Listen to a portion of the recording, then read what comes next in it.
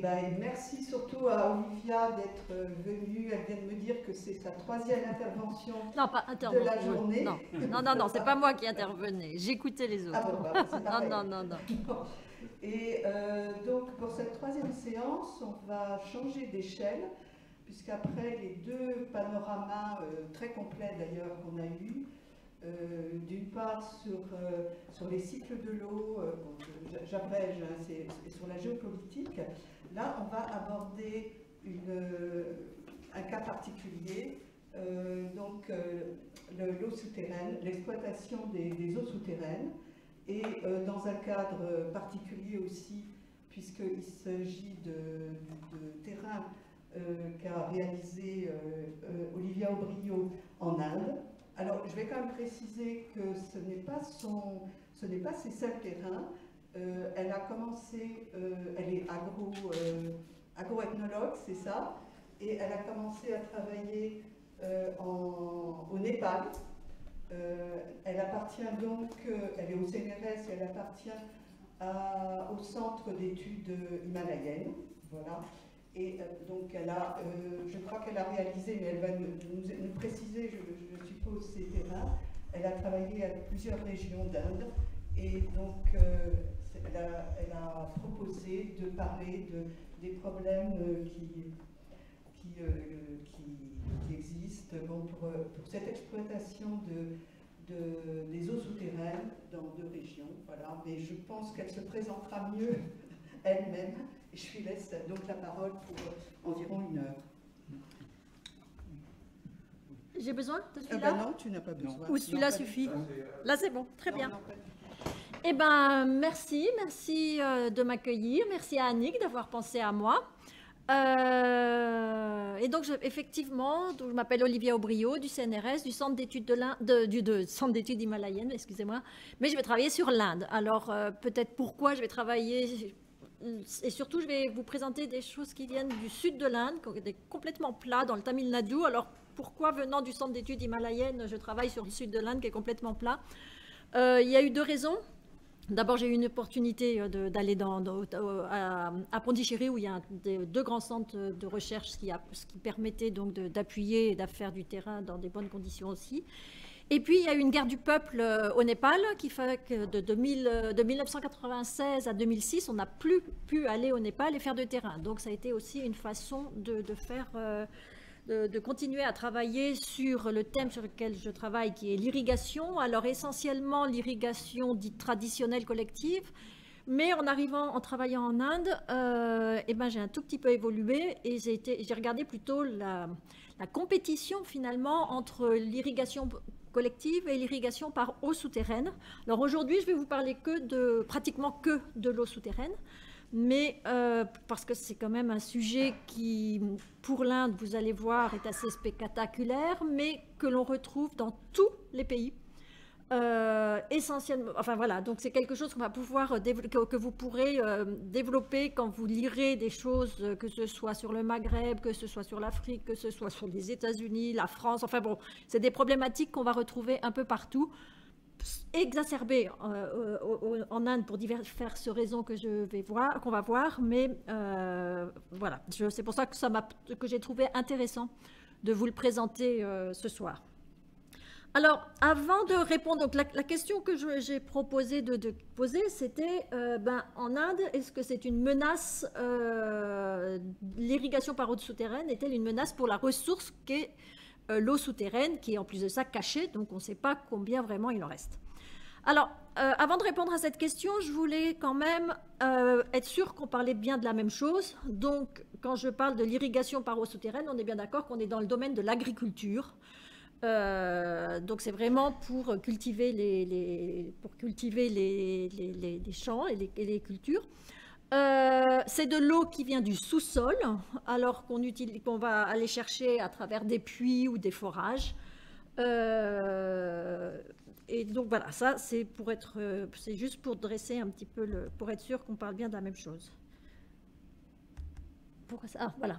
Alors, l'importance de l'eau souterraine dans le monde, c'est quand même 38% des superficies irriguées qui sont irriguées par l'eau souterraine. Donc en fait, grosso modo, il y a l'eau souterraine et l'eau de surface. Hein. Donc l'eau de surface, on va utiliser les rivières, on va utiliser les rivières, et sinon ça va être l'eau souterraine. En France, l'eau souterraine représente quand même 80% des superficies irriguées. Et en Inde, 60%. Mais ce 60% est surtout très important parce que l'Inde est le pays qui a la plus grande superficie irriguée au monde. Et avec une augmentation de la superficie irriguée par eau souterraine qui, vous voyez, a explosé et dépasse de loin tous les pays.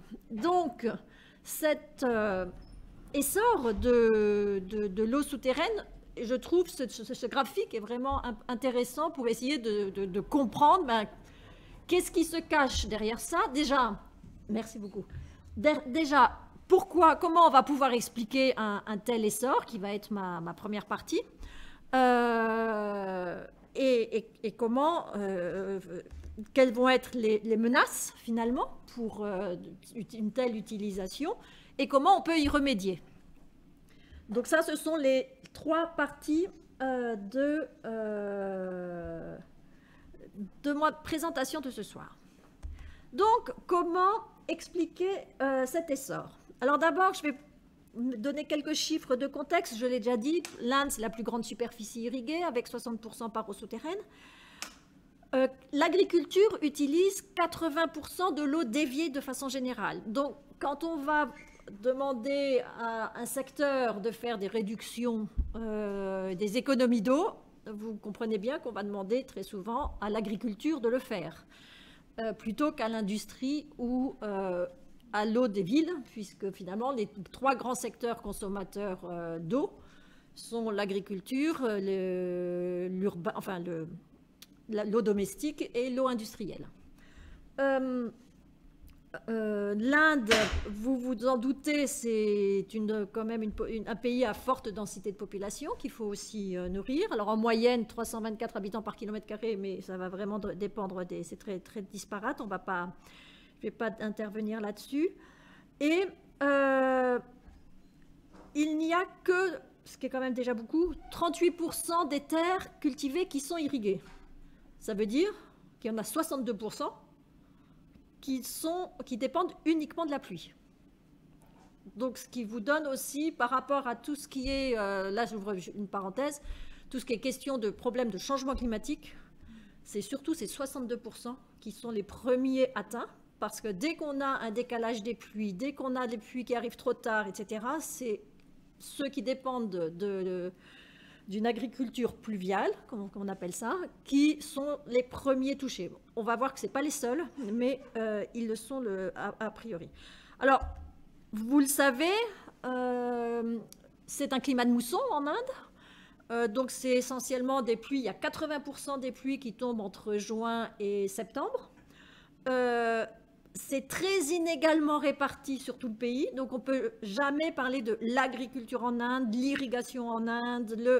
On ne peut jamais faire de généralité, puisque vous voyez bien qu'avec des climats si divers, enfin là, ce n'est pas les climats, c'est la pluviométrie, mais vous imaginez bien derrière qu'il y a aussi tous les climats. J'aurais pu mettre la carte des climats derrière. Entre des régions très désertiques comme le Rajasthan ou le Gujarat, ou alors des régions comme le Manipur ou l'Arunachal où il pleut plus de 3000 mm, et alors que dans l'autre, ça va être 60 mm, vous comprenez bien que ça ne va pas être les mêmes problématiques. Alors nous, on va se situer aujourd'hui du côté de Pondichéry, donc vous en connaissez au moins de nom,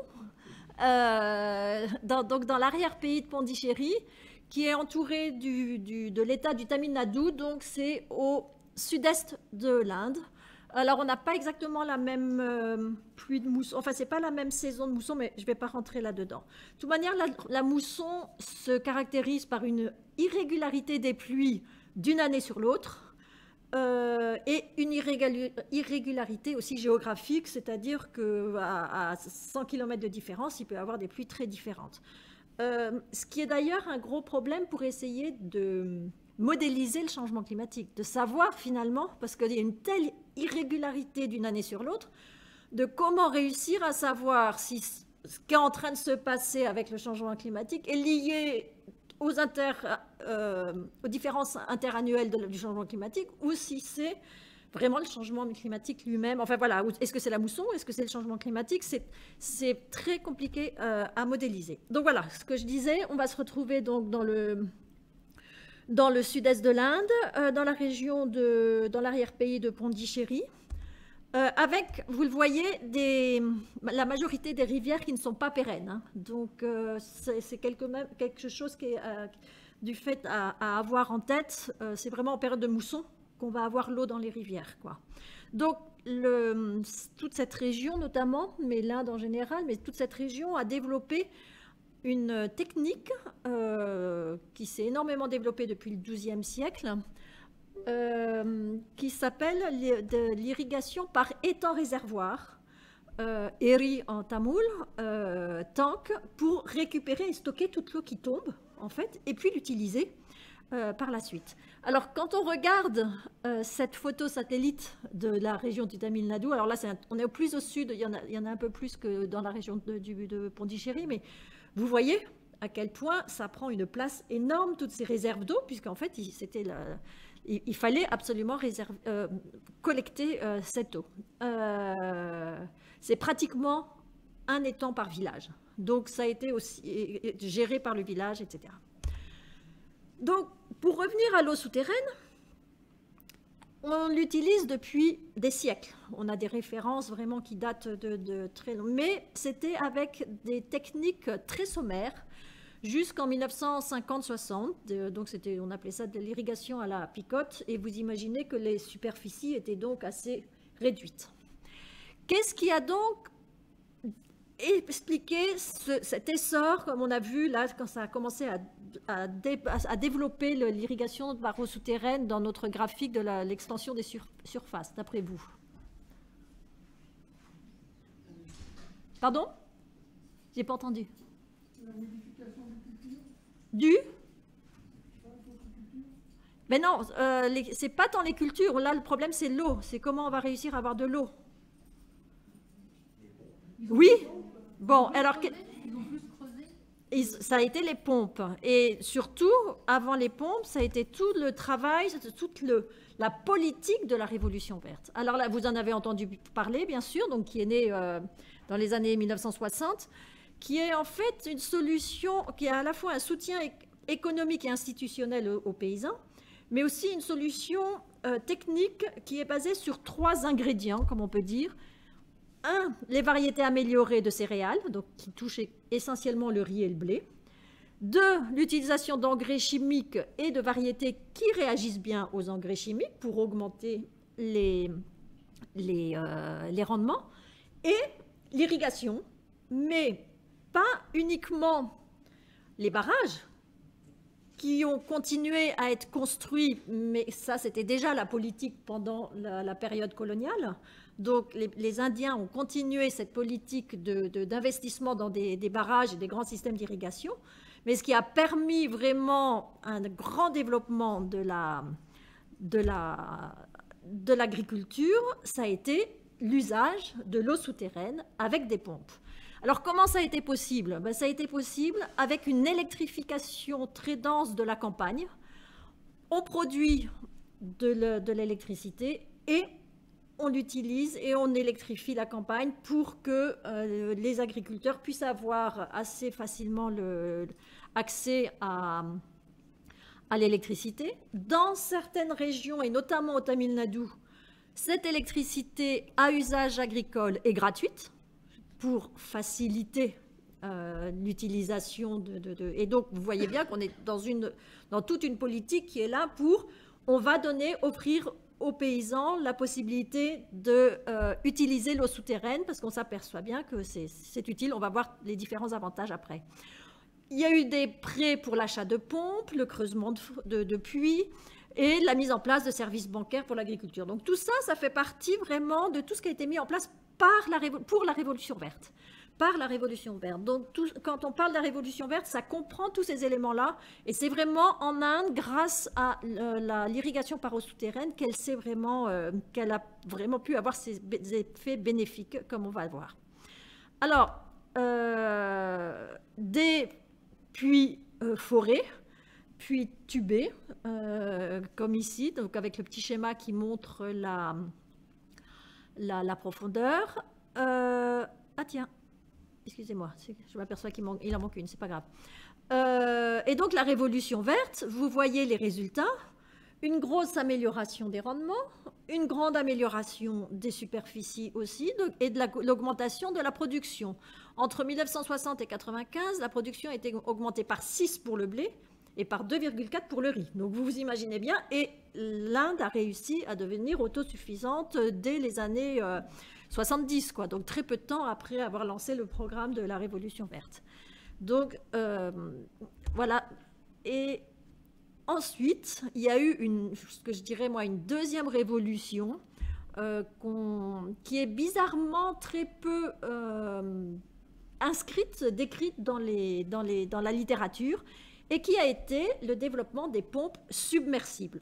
Parce que les pompes que je vous ai montrées avant ici, en fait, on pouvait aller que jusqu'à 20 mètres de profondeur, avec ces petites pompes basiques, on va dire. Je ne pourrais plus vous dire, j'ai plus de tête la puissance de ces pompes. Mais par contre, les pompes submersibles sont beaucoup plus puissantes et permettent d'atteindre des profondeurs incroyables, jusqu'à 300 mètres aujourd'hui. Enfin, c'est quelque chose qui est... Alors, de l'extérieur, vous voyez, on voit juste le tube qui sort et on ne voit pas forcément la profondeur. Là, c'est encore plus caché que dans un puits. Dans un puits, on voit quand même où est l'eau. Dans un forage, vous êtes bien d'accord qu'on ne voit rien. Et donc, on va revenir sur ces histoires de savoir, parce que c'est quand même quelque chose qui m'a intriguée et qui je trouve intéressant. En zone rocheuse, voilà, c'était la photo qui manquait avant. Je voulais vous montrer que selon la géologie, on n'aura pas la même structure de puits. Là, on est en zone rocheuse et vous voyez la taille du puits. Ça n'a rien à voir parce qu'en fait, c'est pas du tout la même façon de se recharger. Et quand on veut faire un forage, du coup, on est obligé de passer par des machines très puissantes qui vont forer, qui vont fracturer en fait le sous-sol, et c'est même pas sûr que ça marche. Alors pourquoi aussi, il faut dire quand même quels sont les avantages Alors c'est là, excusez-moi, on va avoir des photos en double, des diapos en double, je vous prie de m'excuser, j'ai pas eu le temps de peaufiner comme il fallait. Donc, les avantages de la technique de l'eau souterraine, d'abord, on a une plus ou moins grande indépendance par rapport à la pluie. Je dis plus ou moins grande parce qu'on verra tout à l'heure un graphique où on verra qu'il y a quand même une petite dépendance pour certains puits. Mais ça permet d'être plus ou moins indépendant. Géographiquement, on ne va plus dépendre de la rivière. On va pouvoir être beaucoup plus dispersé, y compris en zone sèche. Donc ça, c'est essentiel. Ça va compléter du coup des périodes d'apport par eau de surface. On va pouvoir avoir une complémentarité entre l'irrigation par eau de surface et l'eau souterraine par certains endroits. Et on va avoir une intensification du cycle cultural et une diversification des cultures qui va être possible, parce que dans les tanks que je vous ai montrés tout à l'heure, en fait, en aval, ce n'était que de la riziculture. Alors que là, on va pouvoir développer autre chose. Donc, c'est à partir de là qu'on risque d'avoir des petites doubles de... Je m'excuse, donc ça, je viens de le dire. S'affranchir... Alors, ce que je n'ai pas dit encore, voilà. Et ça va permettre de s'affranchir aussi de l'irrigation collective. Alors, pourquoi s'affranchir de l'irrigation collective? L'irrigation collective a comme inconvénient d'obliger un peu tout le monde à avoir à peu près les mêmes dates de semis, d'avoir à peu près les mêmes cultures, parce que vous ne pouvez pas vous permettre ici d'avoir du riz et ici d'avoir une culture qui demande beaucoup moins d'eau. Et en fait, on gagne en liberté de choix. Et une fois qu'on a gagné ça, on a beaucoup de mal à revenir en fait à un autre type d'irrigation. On va aussi dans l'irrigation collective, ça dépend un peu du système dans lequel vous êtes, mais souvent l'irrigation collective se fait par tour d'eau, à chacun son tour, etc. Donc ça demande de s'organiser avec le voisin, savoir quand est son tour. Donc là, ça permet aussi de s'affranchir de ça. On va aussi souvent, alors sur les tanks, c'est un peu différent, mais ça n'existe plus trop, mais avoir besoin de maintenir en place ces infrastructures qui sont collectives, et on va le faire de façon collective aussi. Donc, l'irrigation par eau souterraine, c'est son propre forage, son propre puits, sa propre pompe, donc on ne va plus dépendre du voisin, et donc c'est quelque chose qui plaît énormément. Alors, quelques photos pour vous montrer ces tanks, à quoi ça ressemble, voilà, merci. Donc ce sont des étangs saisonniers. Donc quand il pleut, qu'on est pendant la mousson, vous voyez, c'est en eau, comme vous le voyez en haut à gauche, mais en saison sèche, tout en bas, c'est complètement une zone de pâturage. Et entre-temps, vous voyez, ben voilà, il y a différentes phases. Il y a aussi, enfin bref, voilà, c'est une zone où il y a à un moment donné, on va avoir de la pêche. Donc il y a plusieurs ressources naturelles qui vont dépendre de ces tanks. Et si je montre un petit peu, donc en fait, un tank, c'est toujours endigué, c'est semi-endigué. Donc en fait, il y a une digue qui a été construite pour retenir l'eau qui s'écoule ou qui est déviée de la rivière. Il y a les deux qui peuvent se faire. Et donc, ça va retenir l'eau. Et des vannes ont été inscrites, ont été mises en place pour pouvoir irriguer tout ce qui est en dessous et qui sont des rizières. Ce sont des systèmes qui prennent pas mal de place. Grosso modo, on irrigue à peu près la superficie du tank. Donc vous voyez que c'est quand même ça prend beaucoup de place dans un espace où la densité de population est aujourd'hui très importante. On dépend beaucoup de la mousson. Donc si elle n'est pas bonne, on ne va pas forcément avoir de l'eau pour tout le temps. Si on a un tank qui n'est pas très grand, qui ne collecte pas beaucoup d'eau, ce ne sera pas une eau très sûre. Donc il y a toute une incertitude qui a toujours existé et qui est là, et qui, quelque part, l'eau souterraine permet un petit peu de s'en affranchir. Alors, j'aime beaucoup ce schéma parce que justement, il montre à la fois les tanks, donc ces réserves d'eau qu'on essaye de faire dès que l'eau tombe, on va la réserver en superficie, mais il montre aussi le développement des puits qui va être différent si on est en zone rocheuse, aussi on est en zone alluviale, avec pas du tout la même qualité finalement de débit sur la comment ça s'appelle, le débit du forage qu'on va avoir.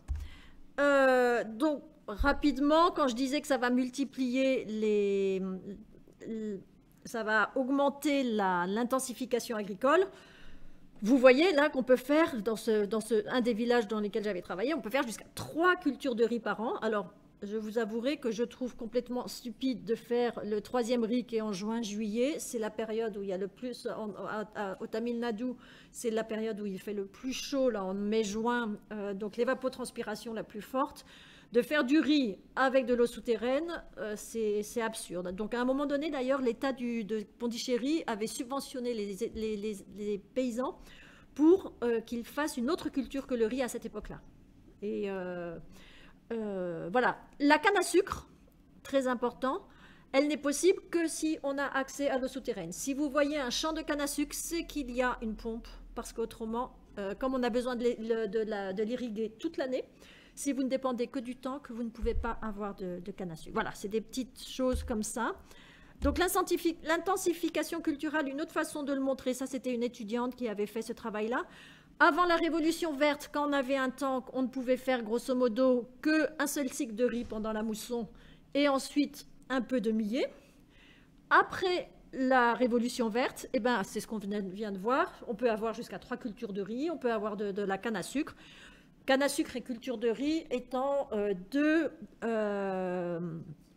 cultures très subventionnées par l'État, mais aussi très consommatrices d'eau. Et sur les terres qui avant n'avaient pas l'irrigation, on n'avait que une culture, quelques cultures sur en tout cas un cycle de culture en pluvial, alors que maintenant vous voyez qu'il y a pléthore de possibilités. Et d'ailleurs, ces terres-là maintenant deviennent beaucoup plus intéressantes pour les agriculteurs parce qu'il y a plus de diversité possible. Donc, on en est où? Multiplier le nombre d'accès à l'eau, ça a été aussi un des éléments lancés par les politiques de dire, mais écoutez, plus on multiplie les pompes, plus on va permettre à des personnes d'avoir accès à l'eau et donc d'augmenter la production, etc. Et ça a créé une véritable quête pour l'eau souterraine où tout le monde veut avoir son eau. Alors, si je puis me permettre, parce qu'en fait, j'arrive pas à savoir où j'en suis. Je vous montre quand même un petit passage, si ça passe. Autrement, vous irez voir, je vous ai laissé la référence. C'est accessible en ligne. Il y avait des étudiants qui avaient fait un très beau travail. C'était des étudiants en géographie qui avaient fait un documentaire sur l'eau, le problème de l'eau en Inde du Sud, en questionnant beaucoup d'acteurs différents, que ce soit des agriculteurs, que ce soit des ingénieurs, que ce soit... Et on l'a trouvé tellement bien, quand j'étais à l'Institut français de Pondichéry, qu'on l'a édité en DVD. Et donc, j'essaye de vous le passer, sinon je vous incite à aller le voir. Par contre. Et... Ceux qui ont les moyens financiers de louer une foreuse accèdent à la nappe souterraine et remplacent les puits ouverts qui se tarissent en saison sèche. Loin des tanks, les zones pluviales sont maintenant irrigables. L'eau se gère de plus en plus individuellement. Open wells cannot be used in large amount. See, water we can get water from open well only in small amount. Maybe 4 hours it will be running. After 4 hours, water will be exhausted. So in borewells, I can pump out 24 hours. So personally, I think persons who are having borewells can sustain in agriculture. Then persons who are not having borewells can live, but standard of living is somewhat low. I'm studying engineering. My father's name Ram Kumar. He is a farmer. I think he drilled around 10 or 12 bores.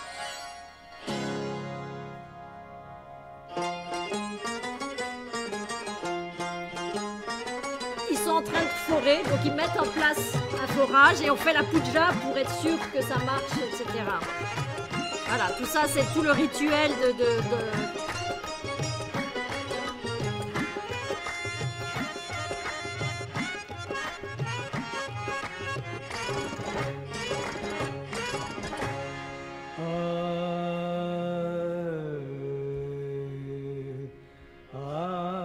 Voilà, donc là, on va aussi essayer de bénir. Donc là, comme c'est le premier jet, c'est pour ça que c'est encore très boueux. Mais ensuite, voilà. The bore in the field is not working. It's not a good bore. You don't have enough water. Paying 70,000. 70,000. But 700 € à peu près. Nothing return. So investment is merely waste. 1000 €. Not like that. Maybe in future it will run properly. He'll wait until November. If water level increases, he will no problem. If no change in the bore, he will drill another 100 feet. That's the thing. He is going to plant sugarcane or paddy. His aim is to drill a bore which will pump out large amount of water, so he can use that water for planting sugarcane.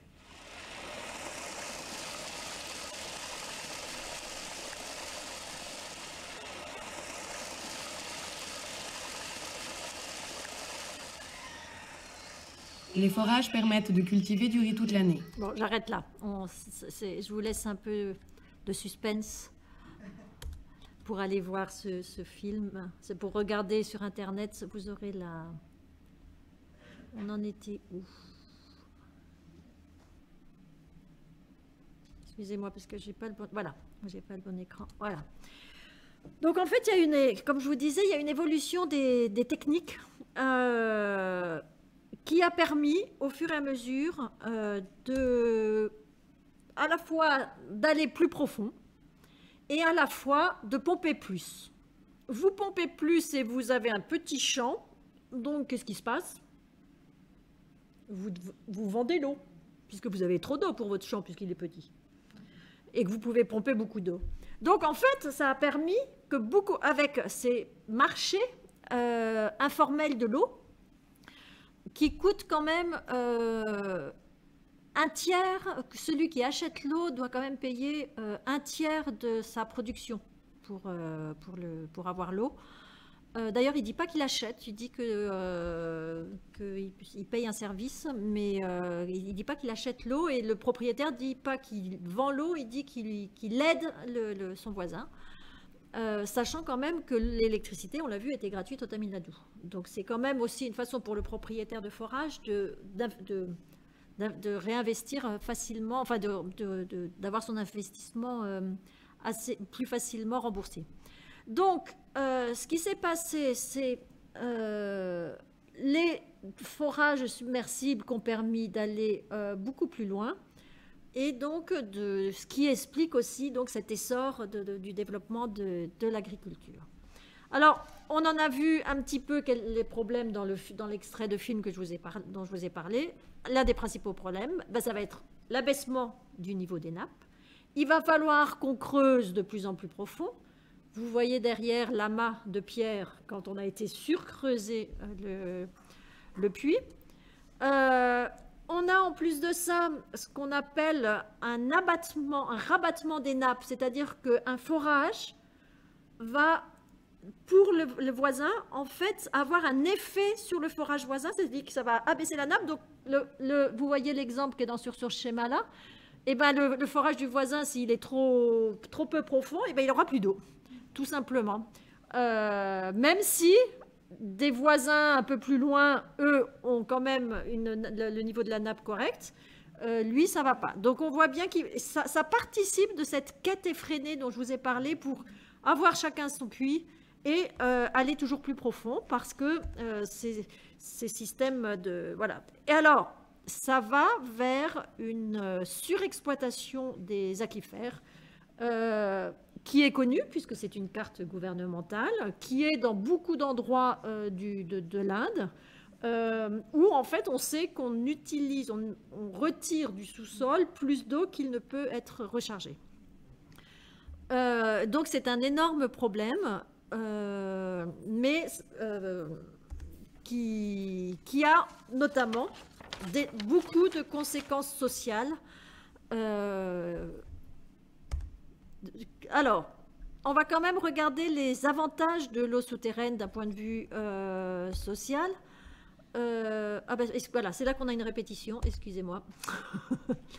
On n'a pas de limite de quantité ni de profondeur. On est encore dépendant d'une loi qui date de la fin du 19e. Donc, la seule règle qu'on a, c'est une distance entre deux forages, où il faudrait avoir une autorisation, ce qui n'est pas systématiquement demandé. Mais du coup, ça ne marche pas forcément. Là, bon, ça, excusez-moi, c'est là qu'il y a une petite répétition. Ça a eu aussi comme conséquence, finalement, de se désintéresser de l'irrigation collective.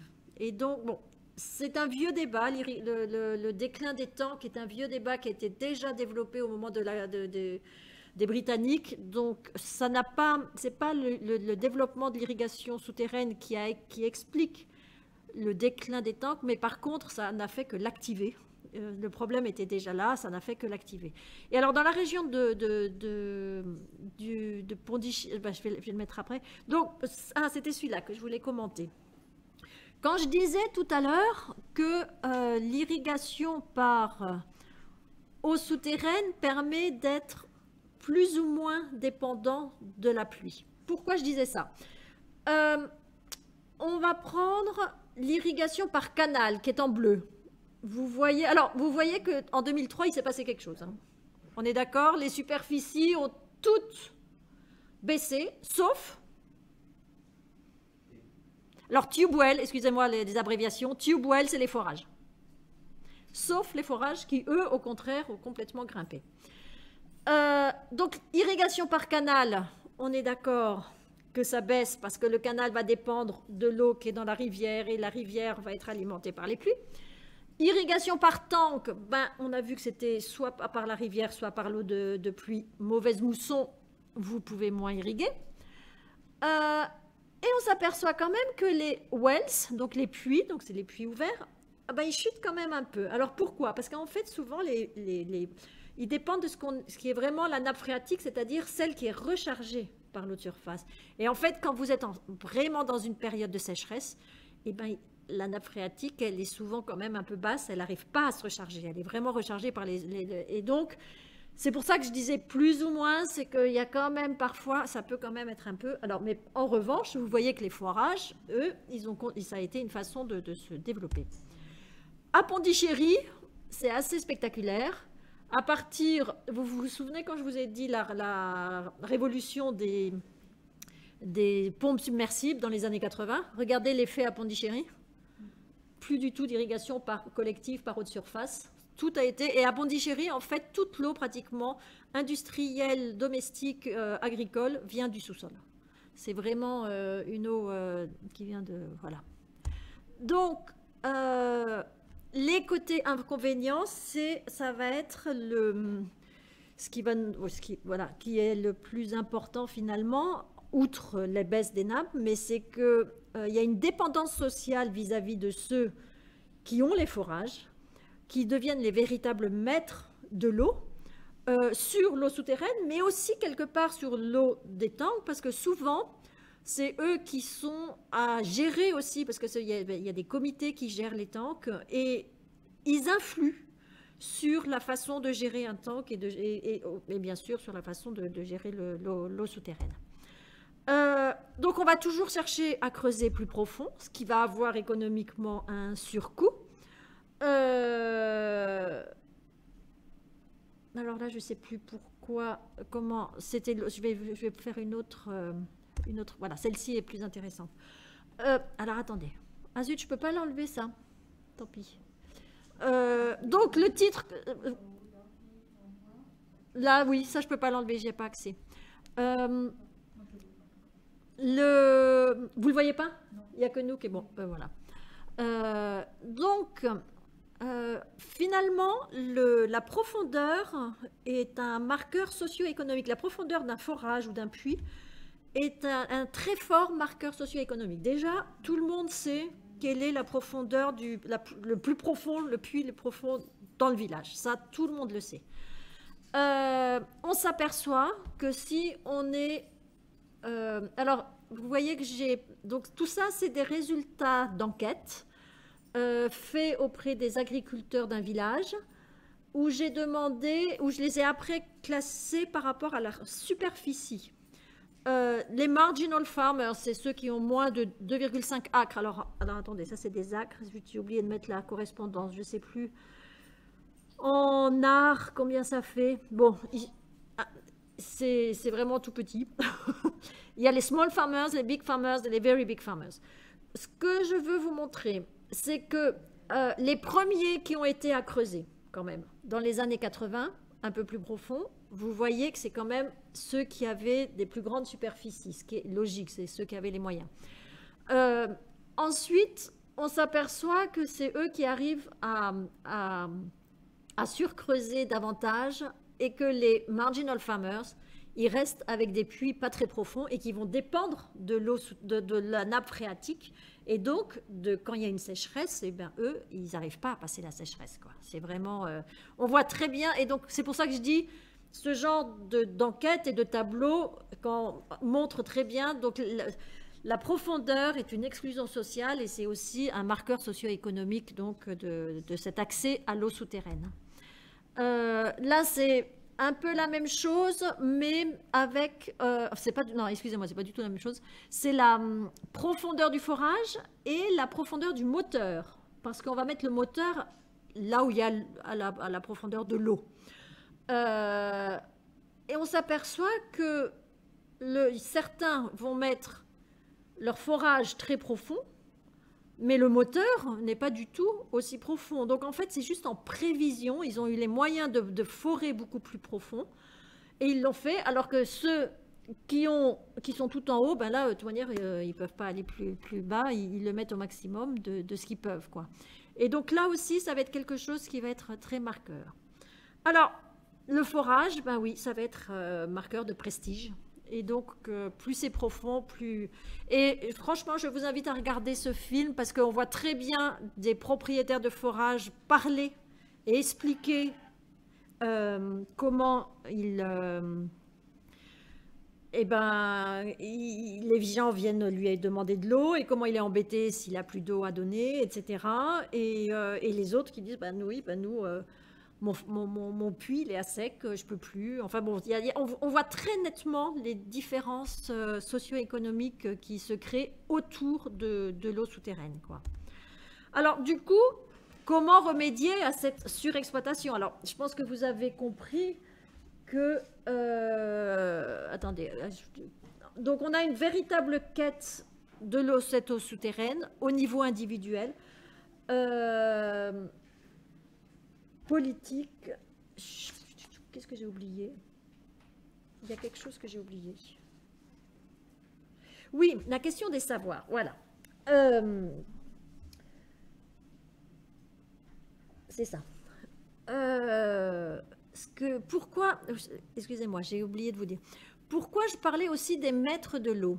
C'est que quand vous vendez de l'eau, vous avez le droit d'exiger à la personne quel type de culture elle doit cultiver. Autrement, vous refusez, vous vendez au voisin. Ensuite, vous avez aussi le droit d'exiger qu'elle achète pour toutes les saisons. Donc, c'est-à-dire que celui qui achète va finalement, si c'est un tiers de la récolte, il va donner un tiers de la récolte à chaque saison.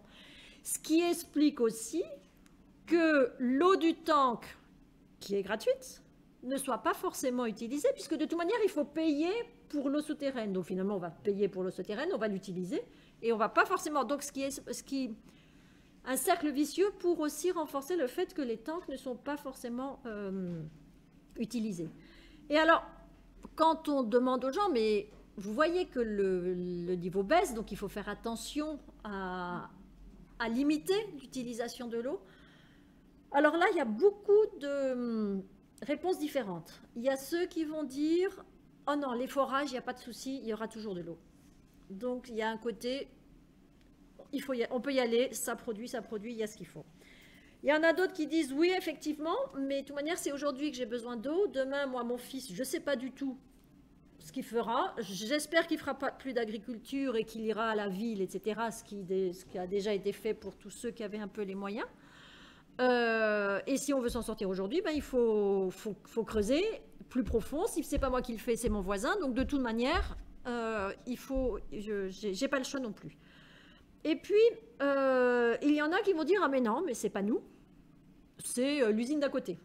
C'est pas nous qui pompons trop, on va surtout pas s'accuser. » Et d'autres qui disent « Ben oui, on sait bien, mais que faire, quoi. C'est comment faire puisque tout le monde le fait et que voilà. » Donc c'est un problème, il faut réaliser qu'en Inde, ce sont des millions de personnes qui ont leur forage, ou leur puits, ou leur pompe.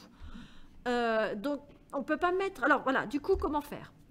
Alors il y a de la réglementation, mais elle n'est pas très sévère, comme je le disais tout à l'heure. On ne peut pas mettre non plus une police de l'eau qui irait vérifier tous les puits. En plus de ça,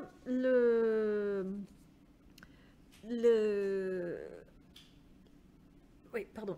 Donc il y a des solutions aussi indirectes qui existent. C'est là-dessus que le gouvernement joue énormément.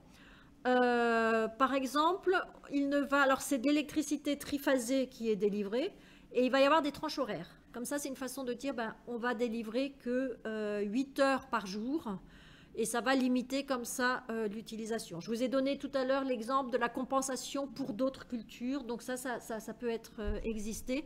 Donc ça, ce sont toutes les solutions indirectes qui sont développées et qui sont quelque part les plus faciles. On ne va pas autoriser de nouvelles connexions électriques. Voilà. Alors après, il y a les économiques, donner des amendes, des redevances, ça ne marche pas très bien. Il y a différents pays qui le font, mais ça ne marche pas forcément très bien.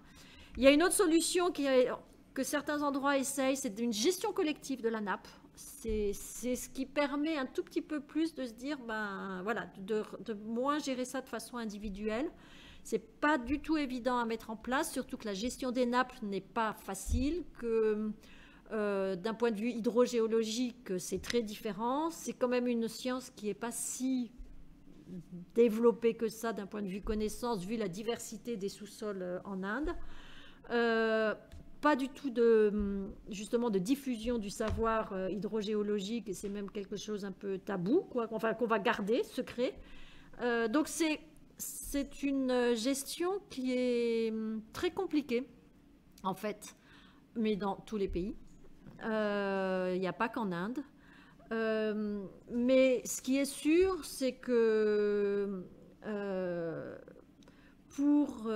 vu l'utilisation actuelle de l'eau, alors attendez, oui, ça j'aurais pu l'enlever.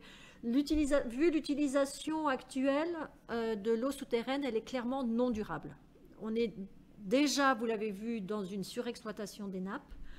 Et les agriculteurs, ce que je veux dire, ils ne sont pas les seuls responsables. Les programmes, l'État a été clairement dans une position de fournisseur d'eau et non pas de régulateur de la ressource. Et le modèle économique qu'on leur propose promeut des cultures qui sont très consommatrices d'eau. Donc en fait, c'est quelque chose qui est complexe. Et en plus de ça, donc maintenant, il y a énormément de projets et de programmes de recharge des aquifères par l'eau de surface, etc. Mais du coup, on est encore on fournit de l'eau, mais on ne va pas essayer forcément de la réguler. Et donc,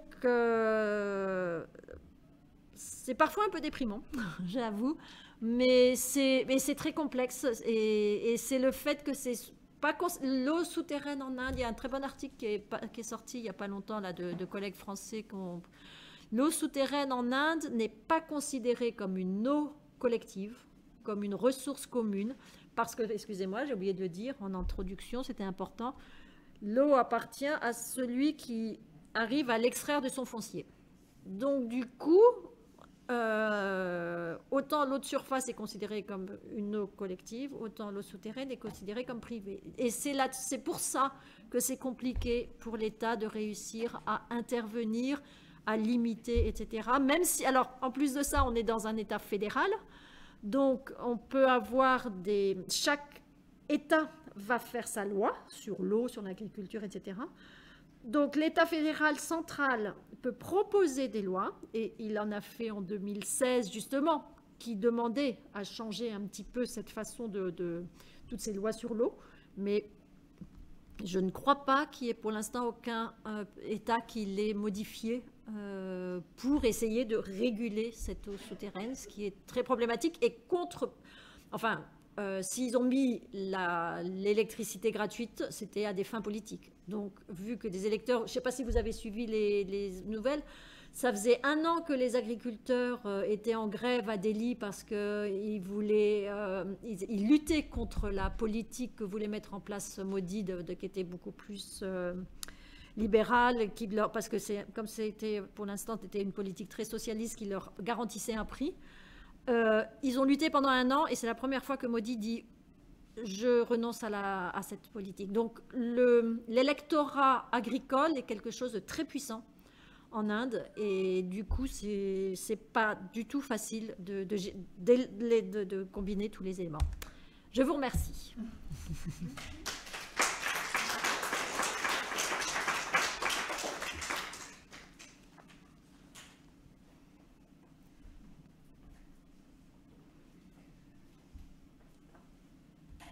Je peux enlever ça du coup.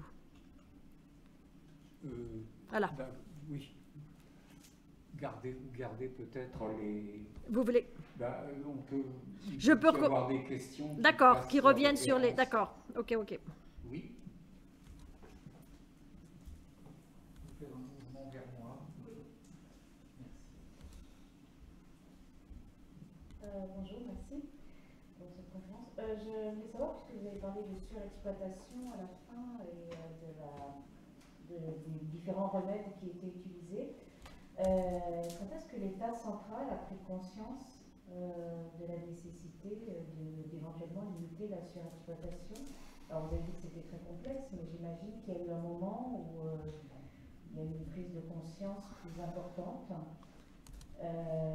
parce que ça a l'air d'être des phénomènes assez contradictoires, c'est-à-dire que d'un côté il y a une volonté de trouver des remèdes pour lutter contre la surexploitation, et puis de l'autre, finalement, on a un État central ou des États fédéraux, si j'ai bien compris, qui joue plutôt la carte inverse. Oui, mais regardez, cette carte date de 2007 et ce n'était pas la première qui avait été créée. Donc ça fait plus de 20 ans qu'on parle de... Alors, les surexploitations, elle n'est pas partout, hein. Donc c'est les zones rouges. Les États qui sont... Le Gujarat, par exemple, est quelque chose qui est traité depuis plus de 20 ans, on le sait. Alors, il y a eu des endroits où il y a des projets pour essayer de récupérer, recharger la nappe phréatique, essayer de... Et des endroits aussi, je vous disais, des petits projets collectifs pour gérer, essayer de limiter collectivement. Mais c'est très ponctuel. À Pondichéry, ils ont essayé de faire, ça n'a pas été pour limiter, enfin, des puits collectifs pour répartir un petit peu plus équitablement et que plus de personnes aient accès à l'eau. Mais c'est... Oui, ça fait 20 ans. Alors, je n'ai pas creusé la question. Pourquoi ça n'arrive pas à passer? Il y a un côté politique très fort de qui a aussi des grosses exploitations et qui a intérêt à garder ça. Non, là, je suis désolée. En fait, je n'ai pas complètement la réponse. À part d'observer que pour l'instant, on n'arrive pas à changer les lois, quoi. Même si l'État central a proposé une nouvelle loi, c'est compliqué d'aller là. Alors, il y a une dimension, c'est ce que je disais en introduction, c'est un problème qu'on retrouve partout. Donc, il se trouve que je fais partie d'un collectif de recherche qui essaye justement de sensibiliser davantage à ça et pour trouver des solutions pour sensibiliser davantage et trouver avec les acteurs, les différents acteurs, que ce soit les paysans, que ce soit les ingénieurs, que ce soit essayer de trouver une solution qui permette de trouver des solutions. Alors, je voulais vous mettre un autre exemple. Bon, je n'ai pas réussi au dernier moment à retrouver exactement où était la séquence, mais ce que j'aime bien dans le DVD, c'est qu'il y a un agriculteur qui donne une solution. Il dit, mais voilà, ce qu'il faudrait faire, c'est limiter que certaines plantes ne soient pas autant cultivées, qu'on utilise un tout petit peu, qu'on cultive un peu plus de plantes qui ont besoin de moins d'eau. Ça, ce serait vrai. Voilà, il y a quand même des choses qui sont possibles. Il y a des choses qui sont possibles, mais voilà, c'est un problème international, oui, qu'on retrouve partout. Mais vous savez, on a la même chose en France, hein. Pourquoi cultiver du maïs avec de l'eau souterraine dans le sud-ouest de la France? Le problème, il revient régulièrement, hein, c'est la même chose. C'est quel type d'agriculture ou modèle agricole on propose et dans quelle mesure les agriculteurs ont vraiment le choix ou pas, quoi. C'est un ensemble et c'est des choix de société et de consommation, etc., dans lesquels on est rentrés tous, hein. Là, il se trouve que je prends l'exemple de l'Inde, mais je peux vous donner des exemples en Tunisie, des exemples au Maroc, des exemples en Espagne, enfin c'est partout. En France, donc, je viens de le citer, mais... et c'est quelque chose qui est... Alors, oui, qui fait parfois un petit peu peur. Ouais. Je ne veux pas vous décourager. Hein, vous en...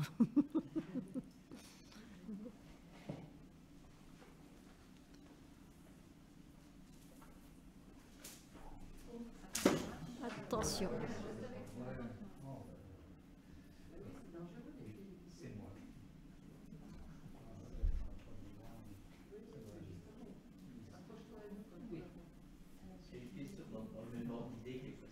Oui.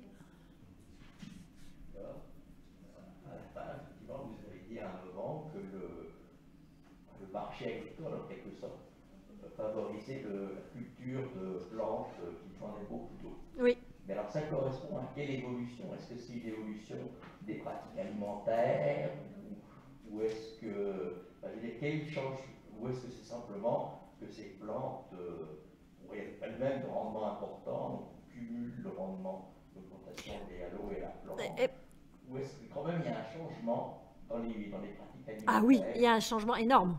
Par exemple, si on prend le riz, maintenant, alors ça nous paraît normal qu'en Asie on mange du riz, sauf que il y a 50 ans, tout le monde n'avait pas les moyens de manger du riz. Ça a été quand même une façon de baisser le prix du riz, d'en produire beaucoup plus et de baisser le prix du riz pour qu'il puisse être davantage distribué aux familles qui ne pouvaient pas forcément manger, etc. Donc effectivement, tout ce qu'on appelle les cultures un peu rustiques sont beaucoup moins et qui ont des rendements moins importants, donc qui demandent beaucoup plus de travail, etc., sont moins cultivés et moins consommés. Ça, c'est une chose. Autre chose, une autre culture là qui est énormément cultivée avec le souterrain, c'est la canne à sucre. L'Inde est un gros exportateur de canne à sucre. Donc là, c'est pas tellement un changement agricole, enfin alimentaire local, mais c'est aussi pour l'économie du pays et exporter. Donc vous voyez, c'est les deux qui vont se combiner. Mais ce sont les deux principales cultures consommatrices d'eau, quoi. En tout cas pour l'Inde du Sud. Hein. En tout cas pour l'Inde du Sud. Après, la vallée du Gange, on pourrait davantage l'irriguer par l'eau souterraine, mais là-bas, il n'y a pratiquement pas de pompe. Enfin, l'eau souterraine est pratiquement pas utilisée. Donc, en fait, il y a aussi un déséquilibre qui pourrait se faire selon les régions, quoi. Donc, ce n'est pas pour toutes les régions non plus. Mais là où c'est très développé, Gujarat, Tamil Nadu, Madhya Pradesh, là, c'est problématique, effectivement. On a une idée des coûts des forages? Oui. Alors, là, je les ai plus en tête. Dans le film, il vous parlait de 70 000 roupies, ce qui correspond à peu près à 1 000 euros pour nous, en correspondant à 1 000 euros, sachant que le salaire quotidien des agriculteurs est entre 300 et 500 roupies par jour. Donc, 70 000 roupies, vous voyez ce que c'est, pas n'importe qui peut se permettre ça, quoi. Donc il y a donc en fonction du sous-sol, donc c'est ce que j'expliquais là avec le graphique géologique là, en fonction de là où vous êtes, ça sera pas le même coût. Et vous avez entendu dans le film, ça ne marche pas systématiquement, donc il faut en refaire un autre. Et voilà, c'est pas sûr que ça marche, quoi. Est-ce que tout le monde adhère à ces forages? Parce que le précédent intervenant nous avait dit qu'il y avait c'était un peu un marqueur social et qu'il fallait trouver un compromis entre les traditions et les techniques modernes. Alors, c'est ce que je montrais tout à l'heure, c'est un très gros marqueur socio-économique et aussi de prestige, c'est-à-dire les gens adhèrent dans le sens où ils sont encore dans... c'est ce qui... Vous avez entendu le jeune ingénieur, si on n'a pas de forage, on ne peut pas s'en sortir, quoi. C'est vraiment l'idée qui est communément admise. Et on a fait des enquêtes auprès d'agriculteurs qui avaient un tout petit lopin de terre et qui avait quand même un forage, et économiquement, ce n'était pas rentable. Donc il y a quand même le côté, on le fait parce qu'on veut plus avoir cette dépendance par rapport à celui qui nous dit tu dois faire telle culture, même si après, voilà. Mais donc, dans ce que moi j'ai vu dans l'arrière-pays de Pondichéry, etc., c'était un modèle qui était accepté et qui était, même si certains le critiquent, ils sont quand même dedans, quoi. Et il y avait eu une thèse qui avait été faite dans les années 80-90 qui montrait que ça avait permis justement cette diffusion des forages et des petits puits, etc., à plus de personnes d'avoir accès à l'eau. Ça a été quand même dans un premier temps énorme, très bénéfique, quoi. Il ne faut pas l'oublier, quoi. C'est maintenant les conséquences secondaires de cette explosion du nombre qui pose problème. Mais dans les années 80, 90, 2000, c'était... Enfin, 2000, ça commençait à poser problème. Mais 80, 90, c'était encore quelque chose, une solution miracle, quoi. Et c'est comme tout, c'est-à-dire qu'il y a un moment donné, s'il n'y a pas de limite, et que voilà, il faut trouver une autre façon de fonctionner, quoi. Mais... Donc moi, je dirais plutôt que les gens adhèrent. Hein.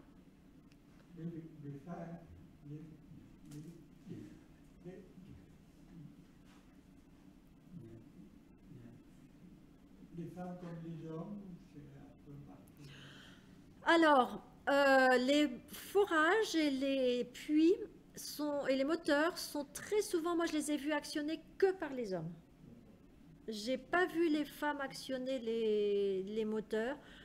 Les femmes, on les voit, c'est elles qui sont de corvée d'eau.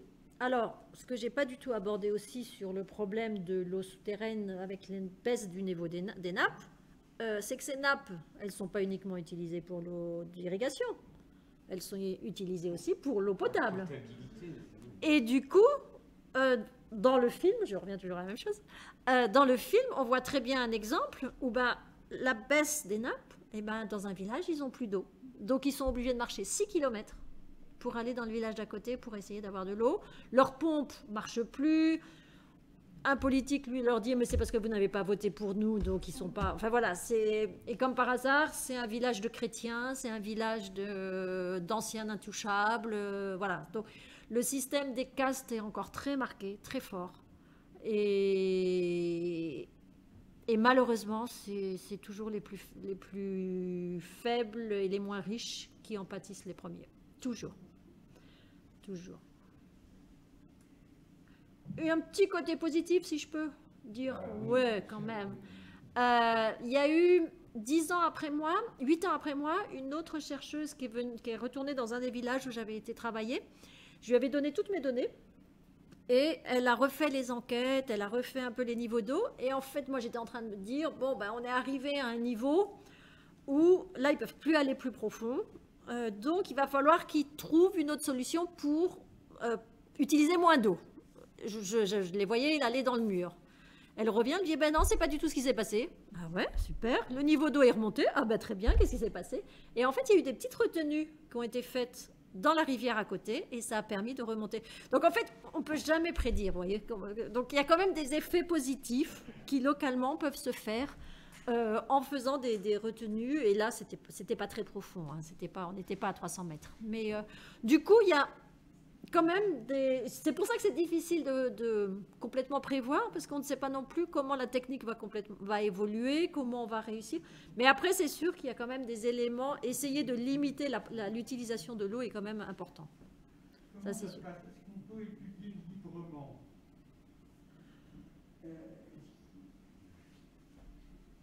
un précédent université populaire nous avait dit quand c'est en Chine, il fallait lister les questions qu'on allait poser. En Inde, on n'a pas cette vérification. On dit qu'on travaille sur tel et tel sujet, mais on n'a pas besoin d'avoir une autorisation pour aller dans les villages. On n'a pas besoin de... Et on publie nos données. Donc après, c'est rendu public. Et c'est en ce sens que c'est vraiment une démocratie.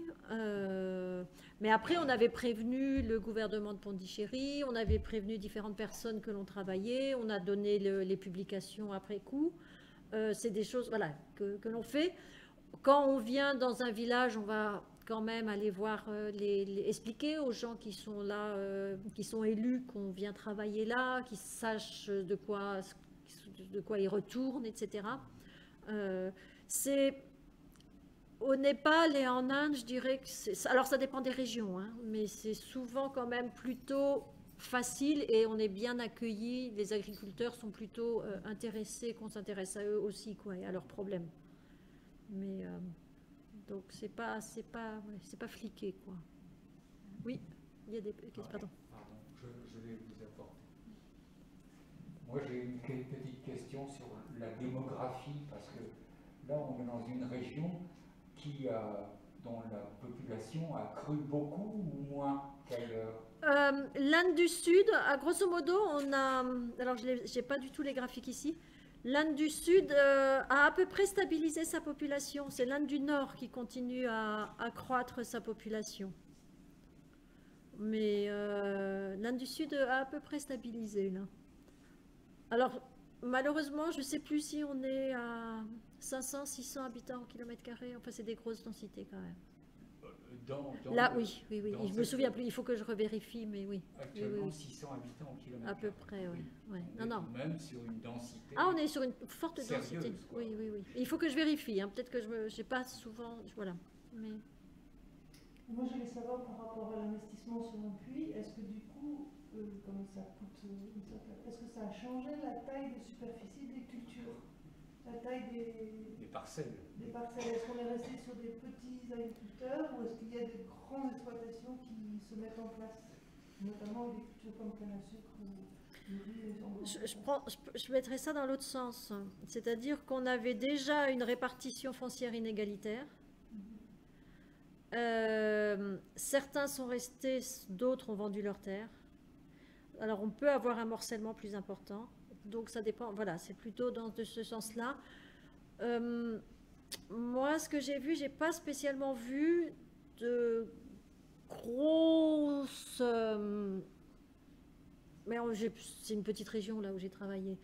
De personnes qui est vraiment énormément accumulées au point d'avoir la moitié du village, par exemple. Quoi. Ça j'ai pas vu. Ceux qui ont des superficies plus importantes, c'est quand même pas des éléments, des superficies énormes, quoi. Mais après, ça dépend des régions. Hein. Il y a des régions, et on n'est pas dans une région avec forcément beaucoup... Il y a de la plantation de canne à sucre, mais c'est pas comme dans le sud de l'Andhra Pradesh, où là, il y a des migrants entiers qui vont pour couper la canne à sucre, etc. Donc, ça dépend un peu des régions. Là, on reste un petit peu... Voilà, c'est pour ça que c'est difficile de dire selon les régions. Mais... La canne à sucre, c'est pour le rhum ou le sucre? C'est pour le sucre. Pour le sucre. Bon, il y a un peu de rhum, bien sûr. Hein, mais c'est pas un pays réputé pour son rhum. Mais ils en font. Je vais poser une question purement technique d'abord. Effectivement, moi, je me demandais s'il y avait ça vient d'être débattu déjà, une tendance à la concentration des exploitations, comme on connaît on a connu en France, hein, on est passé,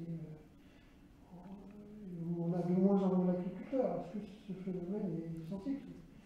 Est-ce que, voilà, vous demandez ça, est-ce que ça s'est accompagné en 50 ans de départ vers la ville, d'augmentation de la taille des exploitations et d'une migration des habitants? Vous semblez dire que là, vous n'êtes pas vraiment quoi? Bah, c'est pas ça, c'est-à-dire que c'est plus complexe que ça, je dirais. C'est-à-dire que effectivement, on a une croissance galopante, croissance de la population galopante.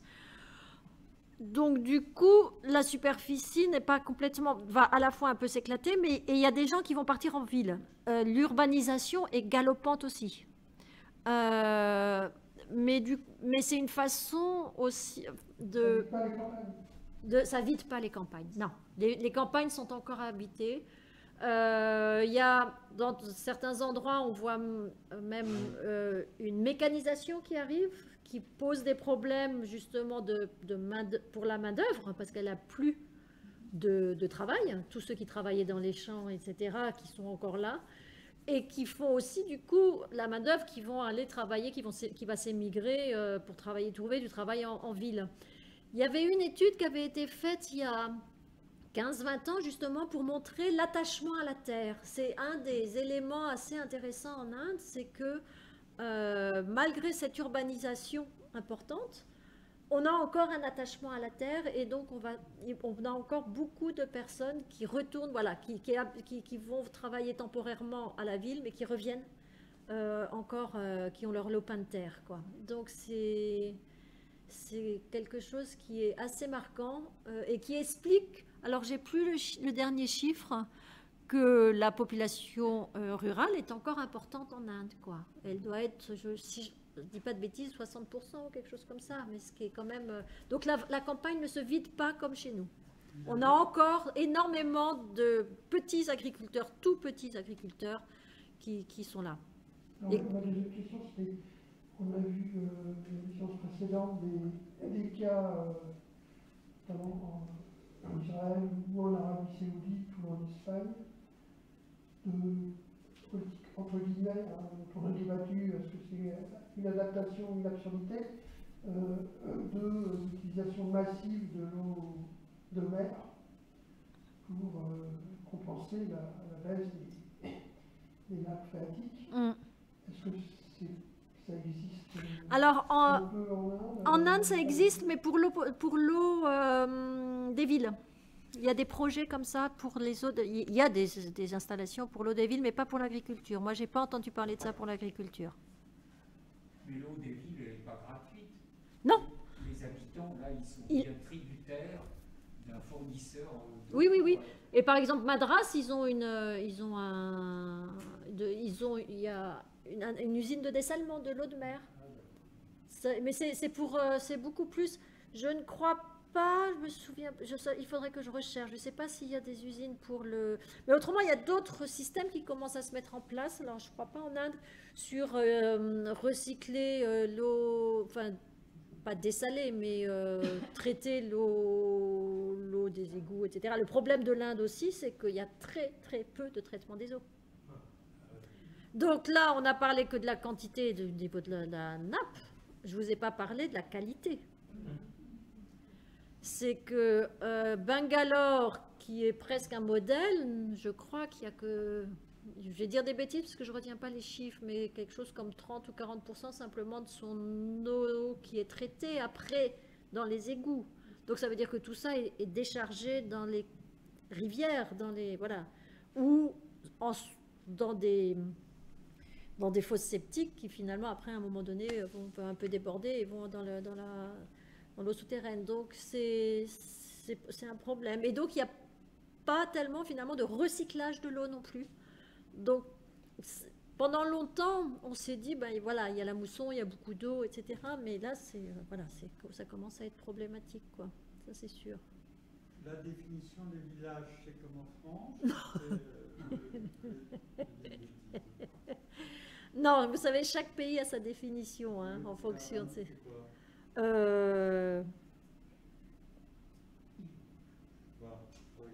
Non, vous regardez... Ouais, parce que j'ai... Oh, oui, non, je sais plus. Jusqu'à 20 000, vous êtes encore dans un village. Hein, mais... Oui, oui. Non, non, c'est... Ouais, non, c'est... Voilà. C'est densément peuplé. Qui s'étend sur une grande surface à ce moment-là.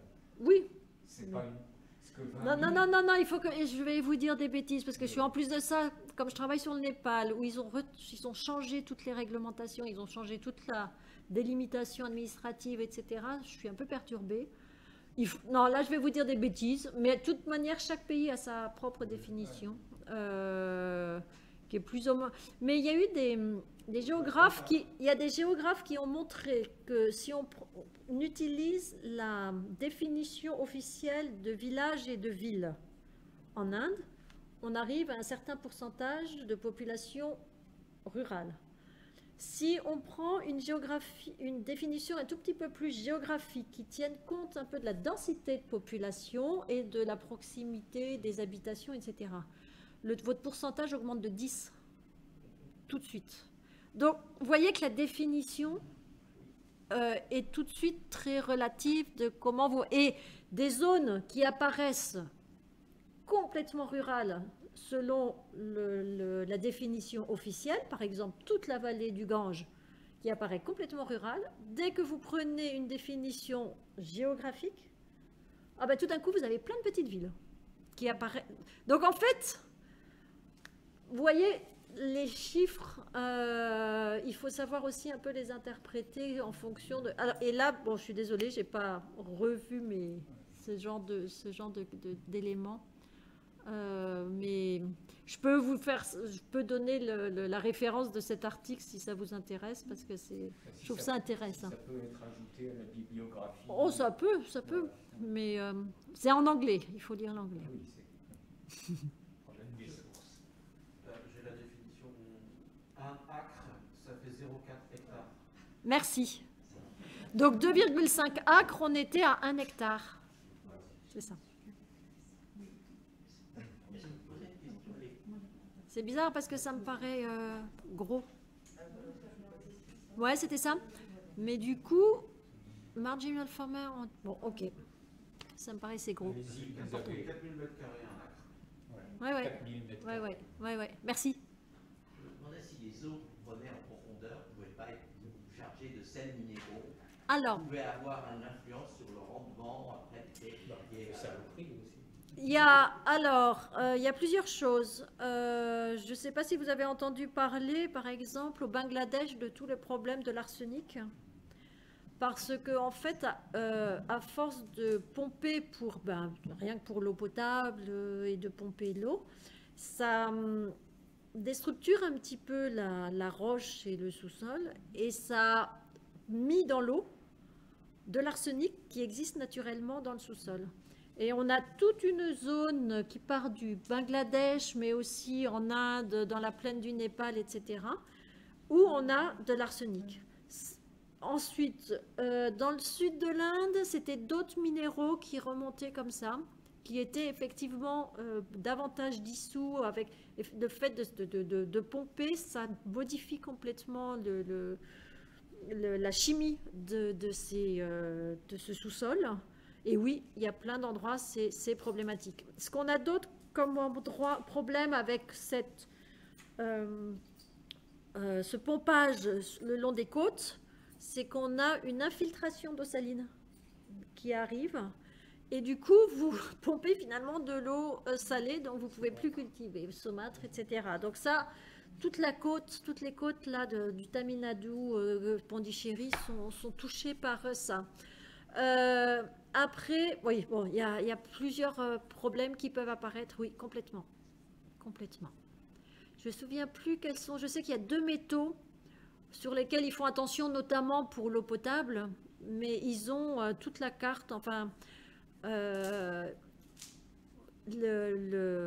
département qui gère l'eau potable au Tamil Nadu a tout, tout mis sur cartographie informatique, en géomatique, et ils ont toutes les données de tout leur village, et ils font des magnifiques cartes régulièrement de tous les... Donc ils ont toutes les données pour le suivi des problèmes, quoi.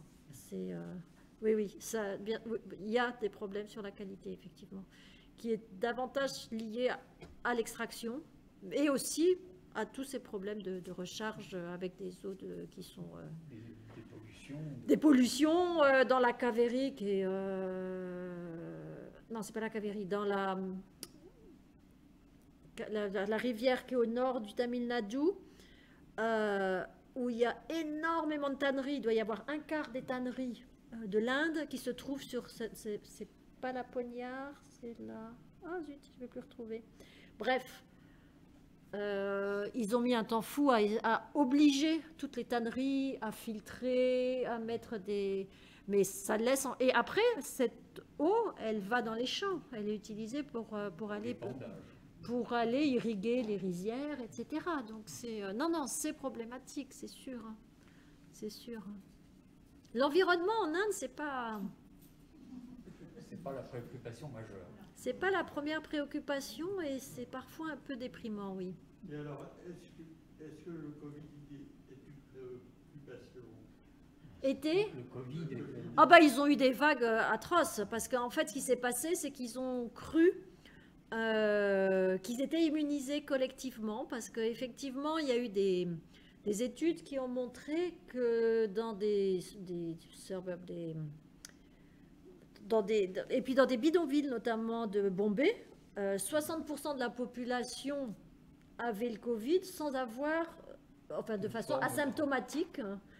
Et donc, et on s'est aperçu pendant tout un moment qu'il n'y avait pas de deuxième vague. Donc, ils ont cru avoir atteint une immunité collective. Donc, ils ont recommencé les meetings politiques et ils ont recommencé à autoriser les fêtes,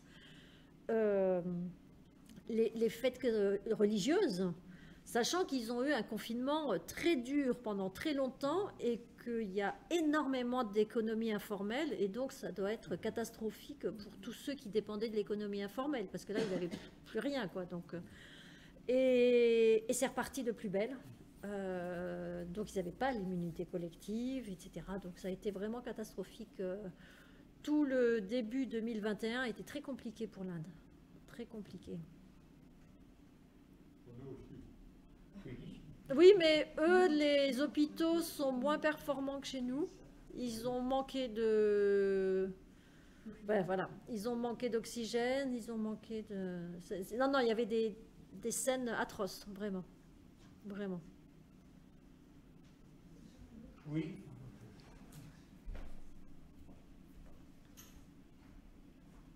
C'est pas sur le forage de puits et tout, mais c'est par rapport...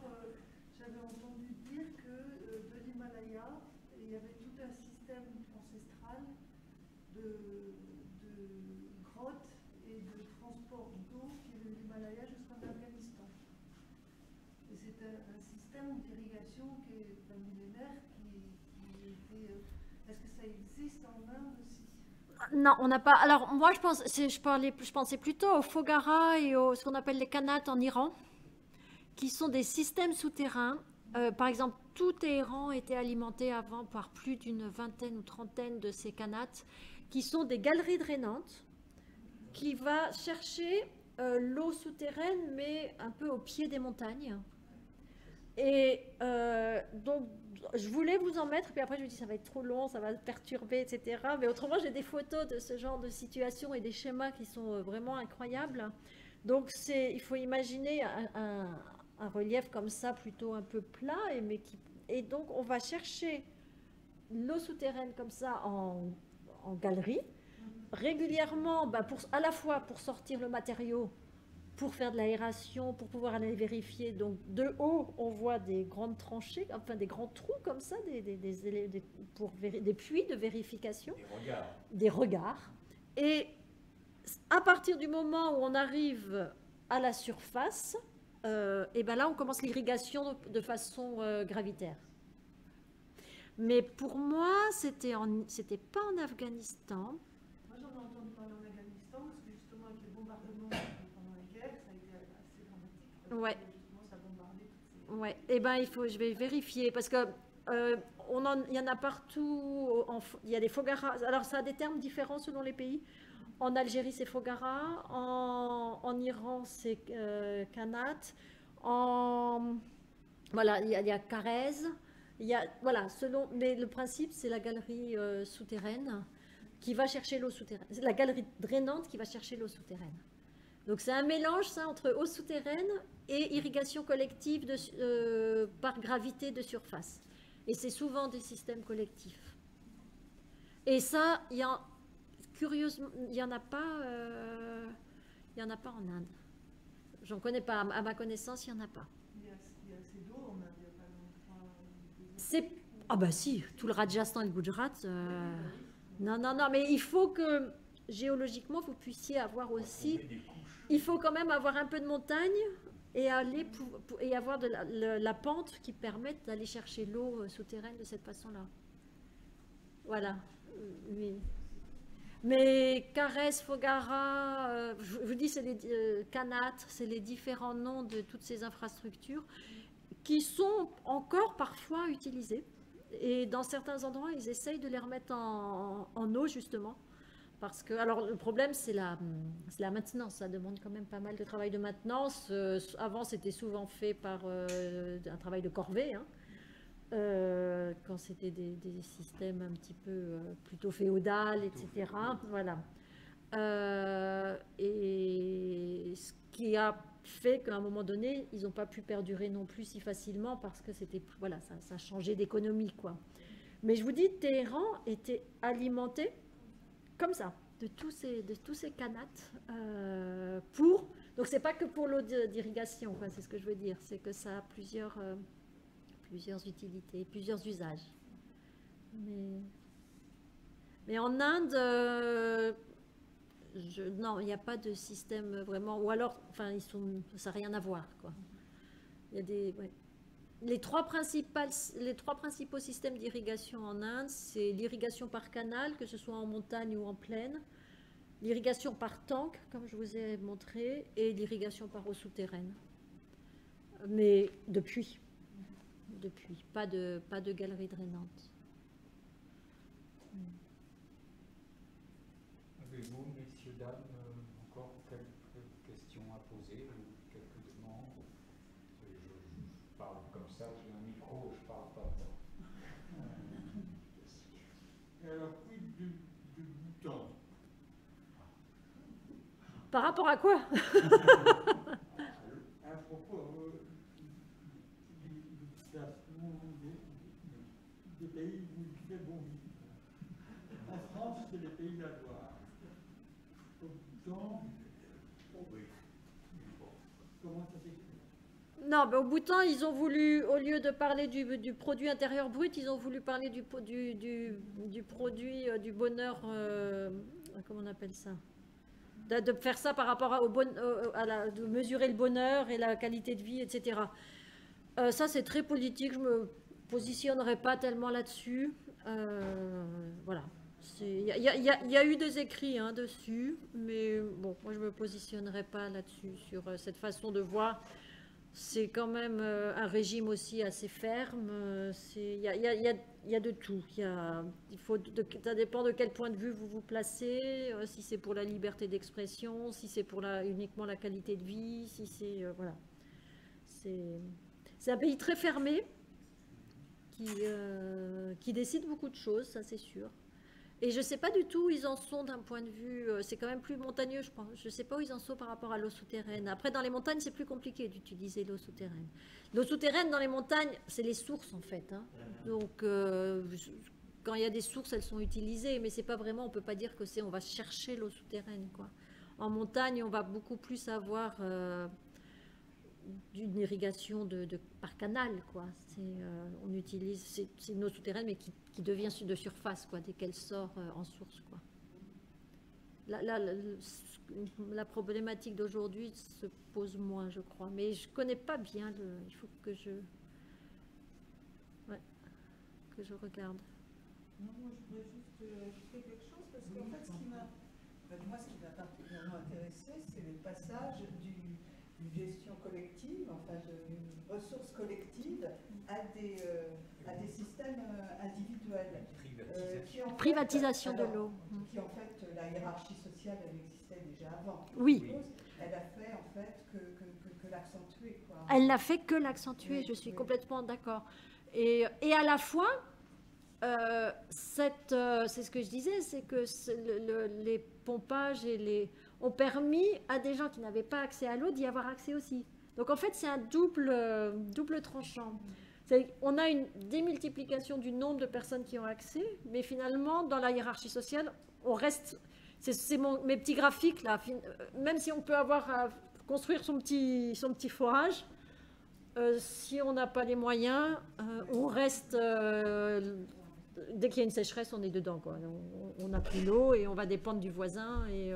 Donc là, Et ça a accentué les inégalités, quoi. C'est encore plus flagrant, ça c'est sûr, quoi.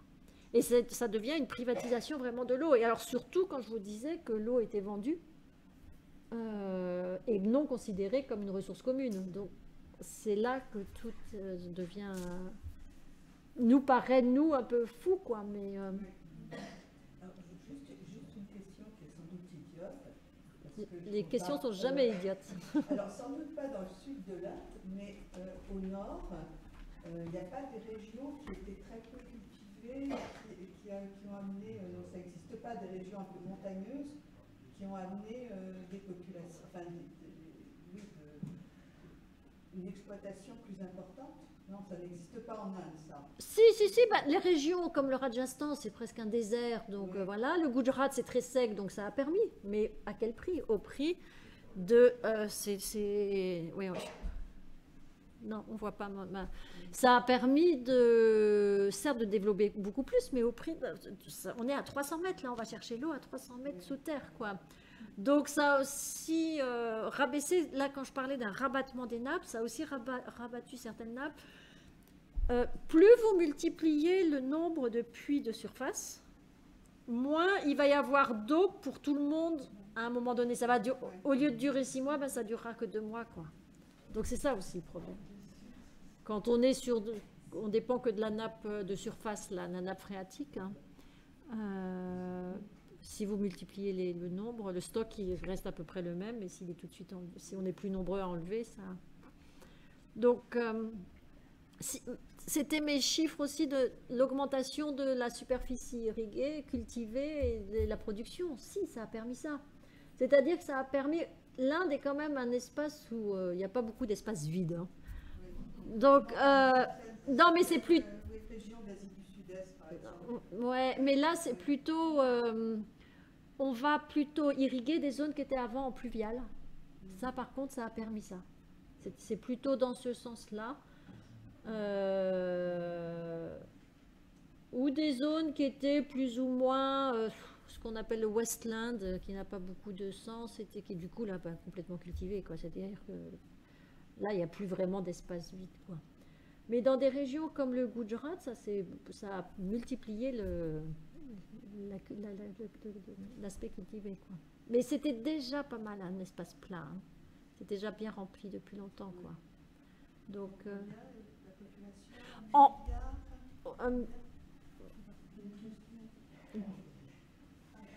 je voulais savoir, les gens qui ont assez de moyens, ils peuvent faire du forage autant qu'ils veulent. Personne n'a le droit de regarder sur... Et bien maintenant, il y a théoriquement des autorisations. Ah voilà, c'est ça, je veux savoir. Il y a des autorisations pour une distance minimum par rapport à un précédent forage. Oui, c'est 30 mètres, je crois. Ben, c'est le... Alors, quel est le département exact? Je ne sais plus si c'est le département de l'irrigation, si c'est le département des eaux souterraines, parce qu'il y a le département de l'eau... Au niveau local, c'est pas comme mettons nous, ça pourrait être un maire ou... Ah non, ça va être au moins au niveau du district. Ça va être au moins au niveau du district. C'est une façon de contrôler... Oui, mais il y a l'autre façon, c'est aussi avec l'électricité, le branchement électrique. C'était ce que je disais comme... Mais vous avez la distance, mais vous n'avez pas la profondeur qui est interdite, qui est limitée. C'est ça. C'est la distance entre deux... Ouais. Qui n'est pas toujours respectée parce qu'on vous la demande si vous faites un prêt. Mais si vous ne faites pas de prêt, si on a l'argent qu'on demande ou qu'on demande aux voisins, etc., de façon informelle, c'est ce que je vous disais, c'est qu'en fait, vous n'avez pas du tout de... La police de l'eau ne peut pas être derrière chaque puits. C'est pour ça que... Il faut beaucoup d'électricité, alors ça a un intérêt, c'est que tout le monde a eu besoin d'électricité, donc il a fallu construire un réseau. Mais il a fallu fabriquer ce courant. Et ce courant, avec quoi? Avec du charbon. Il y a beaucoup de charbon, il y a un peu de nucléaire, il y a de l'hydroélectricité, mais il y a beaucoup de charbon. sais pas combien de terawatts il consomme, le pays consomme, mais ça doit être assez important. Oui, oui, oui, oui, oui, oui. Oui, oui, oui. Voilà. Donc, alors, pas de politique globale sérieuse de, Je dirais de lutte pas contre ça. la pollution. Ouais. D'accord. Bon. On a tout de même un foyer là qui est inquiétant, enfin pour l'ensemble de la population, mais pour les autres alentours. Enfin. Ben, pour ceux qui vivent. C'était ma note pessimiste. Oui, oui, non, mais c'est ce que je dis aussi.